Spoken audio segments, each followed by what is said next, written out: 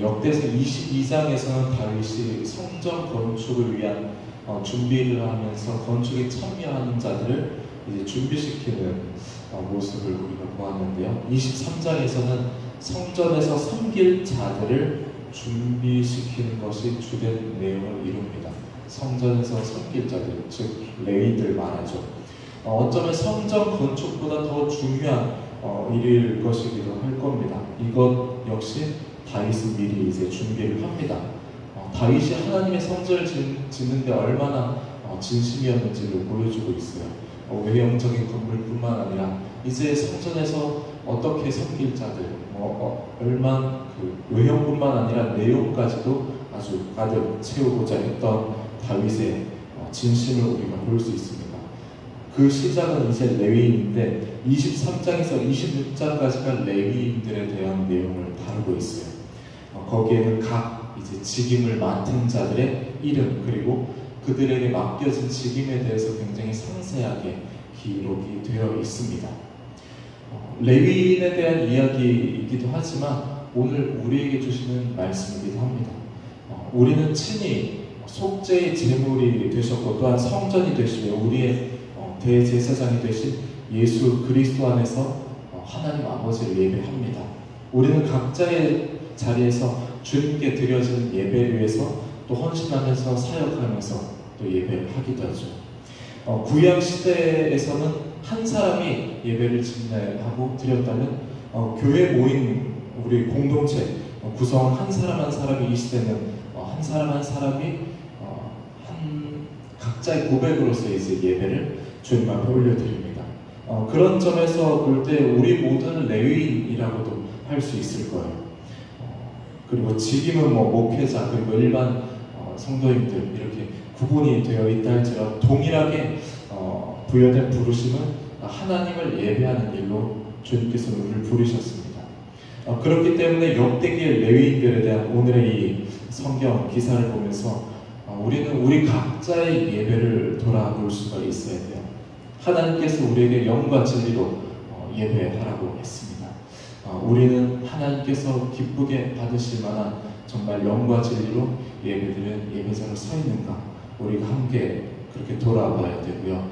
제사장들 그리고 레위인들이 하나님을 예배하고 또 성전을 봉사할 때 우리가 어떤 모습과 태도로 예배드렸는지를 우리 함께 보면서 하나님을 예배함에 있어서 우리가 어떤 마음과 태도로 예배를 드려야 되는지도 함께 돌아볼 수 있기를 원합니다. 우리 그리스도인들에게 가장 기초 또 가장 중요한 것은 예배입니다. 우리를 부르시는 이유도 예배 공동체로 부르셨어요. 우리를 사랑하시고 거룩하신 또 하나님을 예배하는 것, 그리고 하나님께서 찾으시는 예배자가 되는 것, 이것이 영과 진리로 하나님을 예배하는 우리의 모습이 되어야 될 것입니다. 오늘 읽었던 말씀을 6절까지 읽었는데요. 본문은 23장 전체 말씀을 좀 보려고 합니다.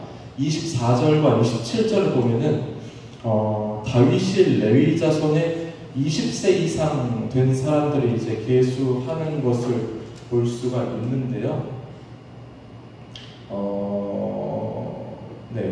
27절에 이렇게 말하고 있죠. 레위 자손이 20세 이상으로 계수되었다. 그런데 오늘 우리가 읽었던 말씀 3절 말씀을 보면은 레위 사람은 30세 이상으로 계수되었다라고 말하고 있습니다. 같은 장인데 차이가 나죠. 특별한 설명은 없지만 추측은 할 수 있겠죠. 시대가 다르구나. 같은 장이지만 레위 사람들을 불렀던 그 시대가 다르기 때문에 이 나이가 다르다는 것을 우리가 알 수가 있습니다.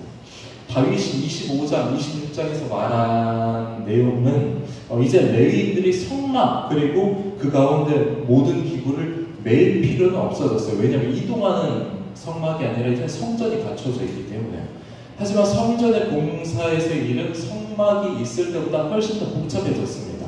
더 크고 더 견고하게 또 성전이 계속해서 머물러 있다 보니까 거기에 섬기는 사람들이 많아졌어요. 그런 까닭에 이전보다 더 많은 레위인들이 성전을 섬기는 일에 참여하게 되었습니다. 그런 이유로 원래는 이제 30세 이상의 레위 남자들을 계수했지만 나중에 이제 성전 건축 준비가 완료된 즈음에는 이제 20세 이상으로 계수하게 된 겁니다. 그만큼 많은 레위인들이 필요하게 되었다라는 의미이기도 해요. 그들이 이제 해야 되는 직무에 대해서는 28절부터 이제 나오는데요. 그 내용을 보면은 두 가지 특징이 이제 두드러지게 됩니다. 28절을 함께 읽어볼까요? 읽겠습니다. 그 직분은 아론의 자손을 도와 여호와의 성전과 뜰과 골방에서 섬기고 또 모든 성구를 정결하게 하는 일, 곧 하나님의 성전에서 섬기는 일과 32절도 함께 읽겠습니다. 또 회막의 직무와 성소의 직무와 그들의 형제 아론 자손의 직무를 지켜 여호와의 성전에서 수종드는 것이더라. 아멘. 두 가지 특징 중에 첫 번째는 레위인들에게 있어 성전에서의 일이란 아론 자손의 제사장들을 보조하는 역할이라는 것입니다. 아론 자손의 제사장들을 보조하는 역할, 첫 번째 특징이에요. 그리고 두 번째 특징은 레위인들의 봉사의 다양성입니다. 봉사의 다양성. 29절 한번 볼까요? 29절 읽겠습니다. 또 진설병과 고운 가루의 소재물, 곧 무교 전병이나 과자를 굽는 것이나 반죽하는 것이나 또 모든 조울과 자를 맡고 28절에서 이제 뜰과 골방에서 섬긴다 이렇게 말하고 있고요. 모든 성물을 정결하게 하는 일을 맡겼다라고 하면서 또 29절에서는 빵 굽는 것, 또 무교전병, 과자 굽는 것까지도 이제 맡게 됩니다. 또 30절도 함께 읽겠습니다. 아침과 저녁마다 서서 여호와께 감사하고 찬양하며 찬양하는 일들도 이제 맡게 되었어요. 그리고 31절에는 각 이제 절기마다 번제를 하나님께 드리는 일들까지도 굉장히 다양한 일들을 맡은 것을 우리가 볼 수가 있습니다. 레위인들은 제사장을 돕는 역할을 했습니다. 그리고 성전의 주요 건물, 이제 사람들에게 보여지는 어떤 위치보다는 골방과 뜰에서 활동을 했어요. 묵묵히 제사장들을 뒤에서 도왔습니다. 그리고 백성들이 성전 제사에 참여하는데 불편함이 없도록 모든 준비를 하는 역할이었습니다. 참 중요한 역할이었죠. 이 레위인들이 없다면 성전의 제사가 제대로 이루어질 수가 없었어요. 사람들은 겉으로 드러나는 어떤 역할들을 하는 사람을 주목하지만 사실 그것보다 더 중요한 사람들은 겉으로 드러나진 않지만 뒤에서 자신의 일을 감당하는 사람들입니다. 겉으로 드러나는 사람은 뒤에서 묵묵히 일하는 사람이 있을 때 더 빛을 발할 수가 있어요. 만일 레위인들이 뒤에서 그런 역할들을 하지 않았다면 자신의 위치나 역할들에 불만을 품었다면 왜 우리는 뒤에서 이렇게 골방에서 일만 해? 이런 마음들을 품었다면 제사장들은 그들의 직무를 제대로 수행을 할 수가 없을 겁니다. 백성들 역시 하나님 앞에 제대로 나아갈 수가 없었을 거예요.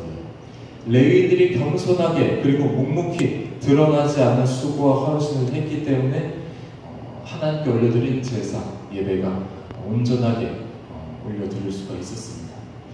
이러한 공동체성, 또 이러한 한 공동체성, 내가 드러나는 것이 아니라 우리 공동체를 위한 그런 의식을 가지고 있다면은 자신의 리더의 위치에 있다 하더라도 또는 드러나는 일들을 하고 있다 하더라도 자기 의에 빠지지 않을 겁니다. 그리고 다른 사람을 무시하는 어리석음을 범하지도 않을 거예요. 그리고 반대로 내가 굳은 일을 하고 보여지는 일이 아니라 뒤에서 이렇게 열심히 일을 해서 혹은 남들이 알아주지 않는다 할지라도 그것으로 불평을 하거나 서운해하는 일도 없을 겁니다. 우리에게 맡겨주시니, 나에게 맡겨주시니 여기에 대해서 우리 공동체를 함께 예배드리는 거니까, 우리 공동체를 위한 것이니까 이런 마음을 가진다면 그런 일들은 없을 겁니다. 오히려 내가 알아주지 않는다, 나를 알아주지 않는다, 그것은 오히려 인간의 자신을 향한 칭찬이 아니라 주님께로 그 찬양이 온전히 모두 올려질 수 있음에 기뻐할 수도 있을 거예요. 내가 돋보이지 않는다, 내가 어떤 칭찬을 받지 못한다. 그것은 주님께 모든 칭찬이 간다는 의미이기도 하니까 기뻐할 수 있을 겁니다. 그러니까 생각을 달리하면 서운한 일도 없다라는 의미가 되겠죠.